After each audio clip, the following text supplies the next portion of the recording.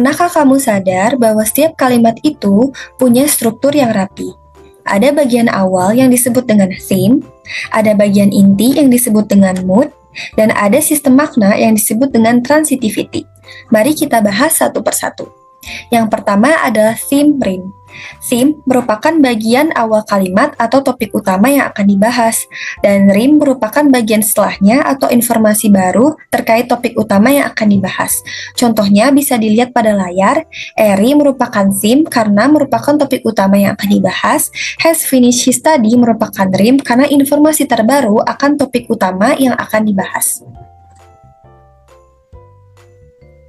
Theme atau tema itu ada 3 jenis. Yang pertama adalah topical theme, yakni elemen pertama dalam klausa yang mengungkapkan makna representasional tertentu. Jika subjek sebagai theme, maka disebut dengan unmarked. Contohnya bisa dilihat pada layar. It merupakan unmarked karena subjeknya sebagai theme. Is dangerous for our health merupakan rim karena informasi terbaru terkait topik utama yakni it. It di sini adalah smoking. Lalu, jika non-subjek yang menjadi theme-nya, maka disebut mark.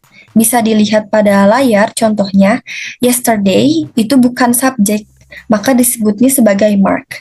I went to the zoo with my family adalah rim karena informasi terbaru terkait topik utama yakni yesterday.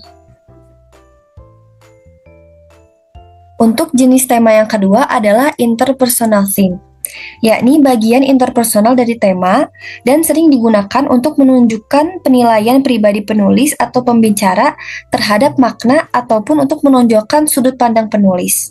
Contohnya bisa dilihat pada layar. I think merupakan interpersonal theme, dan English merupakan topical theme atau topik utama yang akan dibahas. Is important for success in education merupakan rim karena informasi terbaru akan topik utama yang akan dibahas yakni English. Lalu yang ketiga ada textual theme yang melakukan pekerjaan kohesi penting dalam menghubungkan klausa dengan konteksnya. Contohnya bisa dilihat pada layar. I think my family planning is important. First, second, third, and finally. Merupakan memberikan informasi tentang bagaimana teks akan berkembang.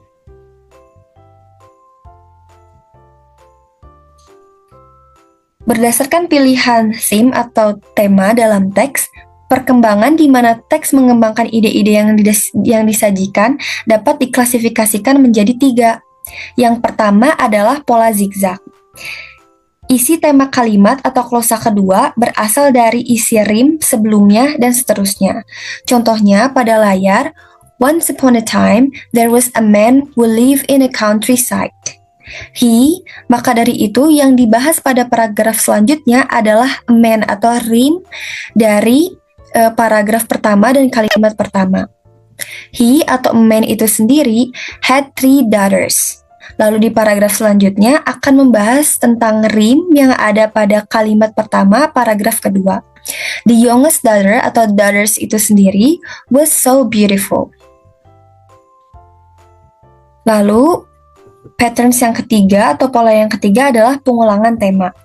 Tema berhubungan dengan beberapa rim yang berbeda. Bisa dilihat contohnya pada layar. Bandung is the city we love so much. Lalu pada paragraf selanjutnya akan membahas tentang mengapa Bandung merupakan kota yang paling dicintai. Dikarenakan the city is cooler than other cities in Indonesia. Lalu the city is secure and etc. Pola yang ketiga adalah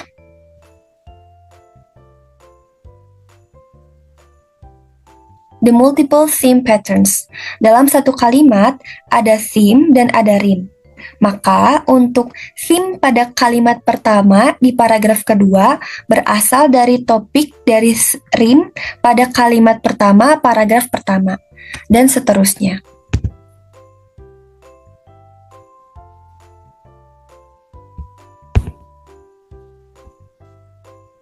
Selain dari theme yang sudah kita bahas, yang kedua ada mood system, yang menunjukkan bagaimana kalimat menyampaikan maksud. Apakah pernyataan, pertanyaan, atau perintah. Struktur dari mood system ada subjek, yaitu siapa atau apa yang akan menjadi topik perbincangan, finite atau kata kerja bantu atau tenses yang mengikuti waktu atau modalitas, mood yakni gabungan antara subjek dan finite, lalu residu yang merupakan bagian sisanya yang berisi predikator, komplement atau ejang. Contohnya bisa dilihat pada layar. Eri merupakan subjek karena Eri lah yang melakukan atau Eri lah topik utama pada kalimat ini. Has merupakan finite karena has merupakan kata kerja bantu atau tenses yang mengikuti waktu atau modalitas. Lalu finish his study merupakan residu karena finish his study ini berupa komplement atau pelengkap dari subjek dan finite. Jadi ada yang utama adalah mood, lalu sisanya yang tidak terlalu penting adalah residu.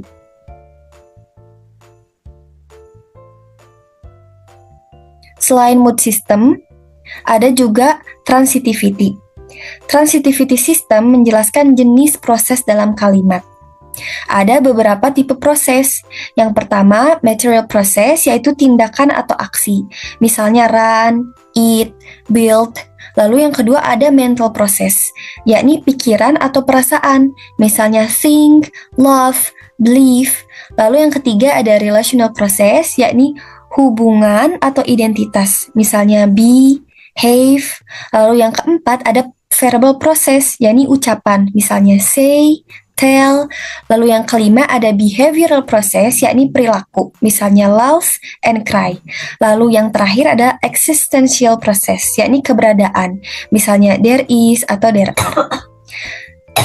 Pada transitivity system, strukturnya yakni ada partisipan, adalah orang atau benda atau entitas yang terlibat dalam suatu peristiwa.